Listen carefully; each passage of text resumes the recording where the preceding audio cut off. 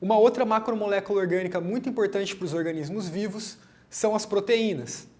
As proteínas a gente pode considerar que elas são as grandes protagonistas do nosso organismo, porque elas exercem uma série de funções muito importantes para o funcionamento da nossa célula e do nosso organismo como um todo. Tá, ok? Então, várias das funções que ocorrem no nosso organismo são mediadas por proteínas.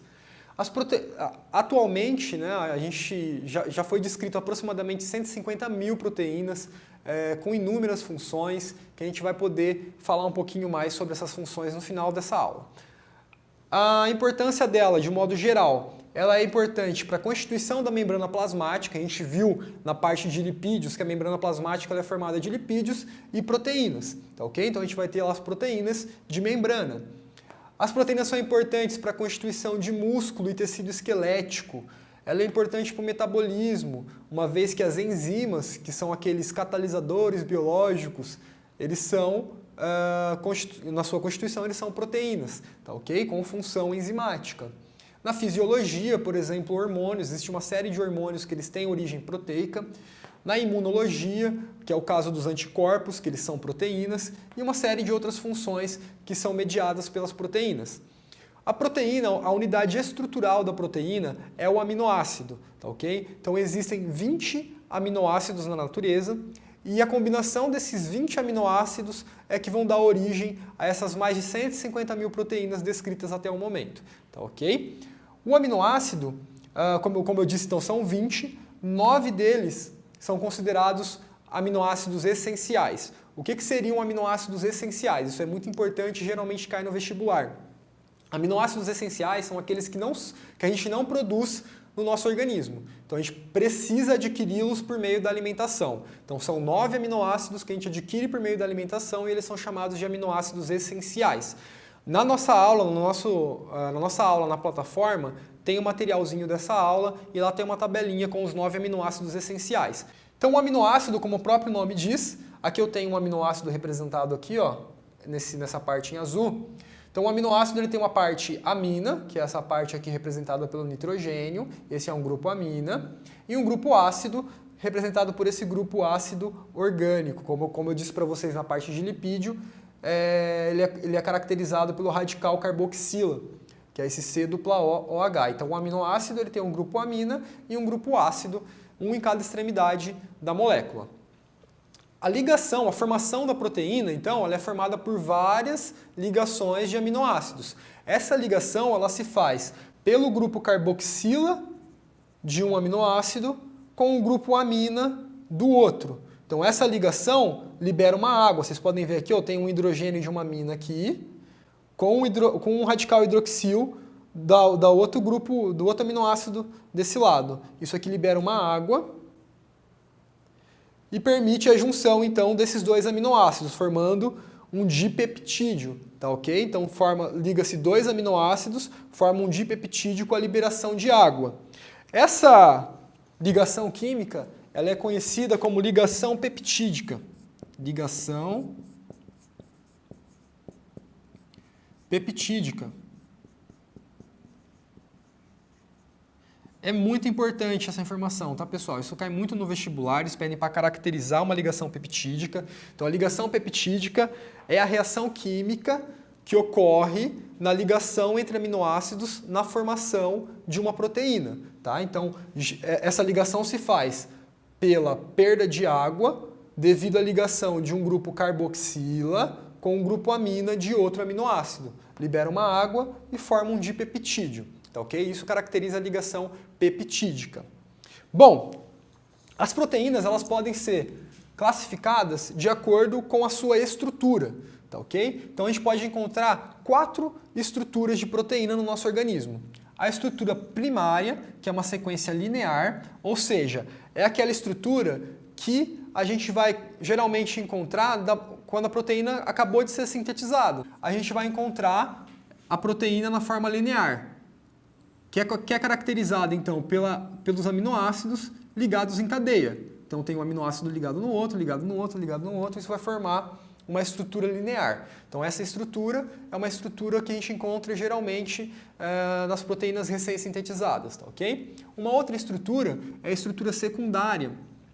Essa estrutura ela vai ser caracterizada devido à atração entre os aminoácidos. Então, assim, os aminoácidos eles têm uma carga elétrica específica. Então, dependendo dessa carga, esses aminoácidos eles podem interagir se atraindo ou se repelindo. E isso vai fazer com que a molécula adquira uma conformação, ela vai adquirir uma forma tridimensional, tá ok? Então a estrutura secundária, ela tem essa forma espiralada, ela parece um fio de telefone, tá ok? E isso acontece devido à atração entre os aminoácidos da cadeia, tá ok? Que vai formar essa estrutura secundária.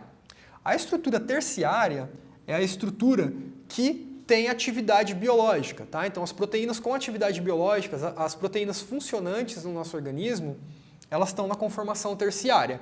É quando a molécula na estrutura secundária se dobra sobre ela mesma e adquire uma conformação globular, tá? Tridimensionalmente ela é parecida com uma bolinha, tá? Ela vai ter um formato globular. Tá, ok? Então essa é a estrutura terciária da proteína e que é a estrutura com funções biológicas. E a estrutura quaternária é a proteína que é formada pela junção de várias proteínas terciárias. O exemplo é a hemoglobina. A hemoglobina ela é formada por 4 cadeias terciárias. Então são 4 cadeias terciárias globulares que se juntam e formam uma estrutura quaternária. Tá, ok? Então essas são as 4 principais estruturas, né, as 4 principais tipos de proteína que a gente pode encontrar no organismo. Ok? Bom, então para fechar, pessoal, qual que é a função dessas proteínas? Como a gente falou, estrutural, ela está presente na membrana, ela está presente, por exemplo, na constituição de músculos e do tecido esquelético, o caso do colágeno, que é uma proteína muito específica para estruturar o tecido conjuntivo. A gente tem proteínas com função de transporte, que é o caso da hemoglobina e da albumina, por exemplo. Hormonal, existe uma série de hormônios que eles têm origem proteica. Um exemplo é a insulina. Tá? A insulina é um tipo de proteína que tem uma função, que funciona como um hormônio. Locomoção, a gente tem as proteínas actina e miosina, que causam contração na célula e que vai ocasionar a locomoção dessa célula, ou no caso de um ser vivo, né, de um protozoário, por exemplo, é devido à contração de actina e miosina. Defesa, os anticorpos, né, que são produzidos pelas nossas células de defesa, eles têm origem proteica. E também enzimática, tá? A gente vai ver que as enzimas, que são os catalisadores biológicos, né, são aquelas moléculas que aceleram as reações químicas no organismo, eles têm origem proteica, tá ok? Então vamos falar rapidinho de enzima para a gente poder fechar a nossa aula. Bom, pessoal, então para fechar a nossa aula de hoje, vamos falar rapidamente sobre as enzimas e depois na próxima parte da aula a gente resolve alguns exercícios, beleza? Então as enzimas, como eu disse anteriormente, elas são um tipo de proteína, tá ok? E ela tem como função no nosso organismo funcionar como um catalisador biológico, ou seja, eles aceleram as reações químicas que ocorrem no nosso organismo sem alterar os componentes dessa reação, tá ok? Então essa é a definição de um catalisador biológico. É muito importante que a gente saiba fazer essa definição. Então as enzimas são catalisadores biológicos, ou seja, aceleram as reações químicas do nosso organismo sem alterar os componentes dessa reação. Então aqui a gente tem um exemplo. A gente tem um componente A e um componente B, que são os reagentes, que vão se juntar para formar um componente C, tá ok? Então uma reação comum no nosso organismo seria representada por essa reação aqui, A mais B, dando como produto um componente C. Essa reação ela depende da concentração dos reagentes e da reatividade entre eles, ou seja, quanto mais reagente eu tiver, quanto mais A e B eu tiver, mais eu vou formar o produto. E quanto mais reativo esses reagentes forem, mais rápida vai acontecer essa reação, tá ok? Então, essas são as características que influenciam na velocidade da minha reação, a concentração dos reagentes e a reatividade entre eles. Se eu colocar uma enzima nessa reação, essa reação vai acontecer de uma forma mais rápida. Por quê? Porque a função da enzima é diminuir a energia de ativação dos meus reagentes. Ou seja, para o meu reagente A e o B formar um produto C, eles precisam de uma energia de ativação, que seria uma energia geralmente relacionada à temperatura que vai aumentar a agitação dessas moléculas, fazendo com que elas se choquem, formando um produto C, tá ok? Então, quanto mais energia de ativação eu tenho, maior a agitação dessas moléculas, essas moléculas se cruzam e vai formar um produto C. A enzima, a principal função dela é diminuir a energia de ativação. Então, essas reações elas podem acontecer numa temperatura mais baixa, por exemplo, quando eu tenho uma enzima, tá ok? Então, aqui eu tenho um exemplo para vocês da oxidação da glicose. Uma reação in vitro, ou seja, uma reação fora do organismo vivo, de oxidação da glicose, ela ocorre geralmente a aproximadamente 50 graus. Que é uma temperatura que é inviável no nosso organismo, por exemplo. Tá? A 50 graus, as nossas enzimas desnaturam, tá ok? Então, para que essa oxidação seja possível, mesmo em uma temperatura menor do que 50 graus, por exemplo, a 30 ou 40 graus, que é uma temperatura padrão do nosso organismo, para acontecer ela precisa de uma enzima, tá ok? Então as enzimas que participam da oxidação da glicose, elas diminuem a energia de ativação dessa reação, fazendo com que ela possa acontecer em uma temperatura menor do que 50 graus, tá ok? Então aqui a gente tem uma reação enzimática para exemplificar. Então eu tenho um reagente A, ele se liga a uma enzima, formando um complexo enzima-substrato, que está exemplificado pelo AE aqui, gerando um produto B mais C mais E, ou seja, a enzima ela entra na reação e ela sai dela intacta, podendo realizar outras reações químicas futuramente, tá ok? Então eu tenho a formação de um complexo, enzima-substrato, e a liberação dessa enzima, tá ok? Bom, a gente tem algumas características de uma reação enzimática. A primeira delas é a reversibilidade, ou seja, numa reação enzimática, as enzimas podem favorecer tanto a formação dos produtos, formando B mais C, quanto a formação do reagente, de B mais C formando A, tá ok? Então, o princípio da reversibilidade é um dos princípios da reação enzimática. Um outro princípio da reação enzimática é a especificidade, ou seja, cada enzima tem um substrato específico, é aquele famoso chave-fechadura, tá ok? Então, uma enzima ela só vai atuar em um determinado substrato, tá ok? E quais são os fatores que influenciam as reações enzimáticas? Bom, são três principais: a temperatura, o pH e a concentração do substrato. Falando primeiramente da temperatura, aqui a gente tem um gráfico no eixo Y, a gente tem a velocidade da reação pela temperatura no eixo X. Então, cada enzima ela vai ter uma temperatura ótima de funcionamento. Então, aqui a gente pode perceber um exemplo hipotético. Essa enzima aqui, a velocidade da reação, ela começa baixa, numa temperatura baixa, e à medida que vai aumentando a temperatura, aumenta a velocidade dessa reação, até chegar em um ponto em que a gente tem a velocidade máxima dessa reação. E essa velocidade máxima é devido à temperatura ótima de funcionamento daquela enzima.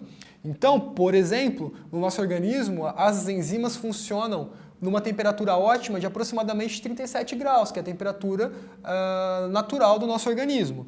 Então, por exemplo, uma enzima a 20 graus, ela não está na sua plenitude de funcionamento. Quando ela chega a 37 graus, ela está funcionando na sua temperatura ótima, então ela vai realizar a sua função de uma forma mais adequada, então a velocidade vai chegar na velocidade máxima da reação, e para cima de 37 graus ocorreria então a desnaturação dessa proteína, e ela perderia sua função, diminuindo a velocidade dessa reação, tá ok? Então todas as enzimas, elas funcionam em uma temperatura ótima.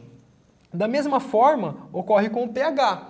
Então toda enzima funciona em um pH adequado para aquela enzima. Então um exemplo, a pepsina, que é uma enzima presente no nosso estômago, ela atua num pH de 1,5 a 3, que é um pH ácido, tá ok? Num pH de 4, 5, 7, ela não teria a mesma atividade do que no pH adequado dela. Então o pH também é um fator que influencia na reação enzimática, além da temperatura.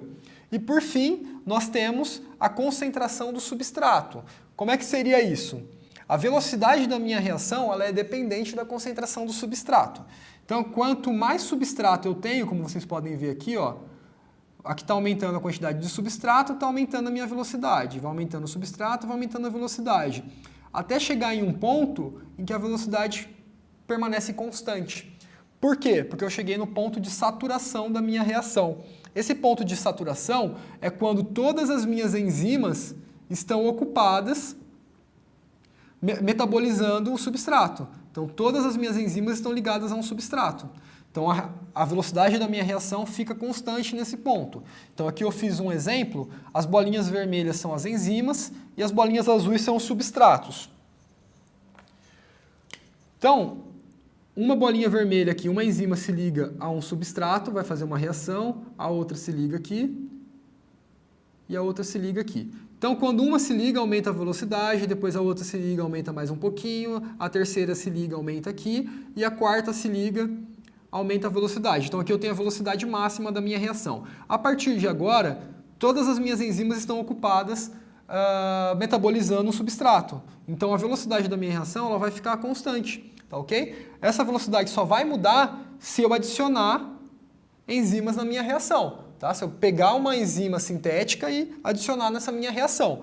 Se não fizer isso, que é o natural, a velocidade dessa reação vai permanecer constante, tá ok? Devido ao ponto de saturação, ou seja, todas as minhas enzimas estão ocupadas metabolizando o substrato específico, tá ok? Bom, pessoal, então nossa aula até essa parte é isso. Vamos resolver alguns exercícios que tem no material de vocês e aí a gente encerra a nossa aula, beleza?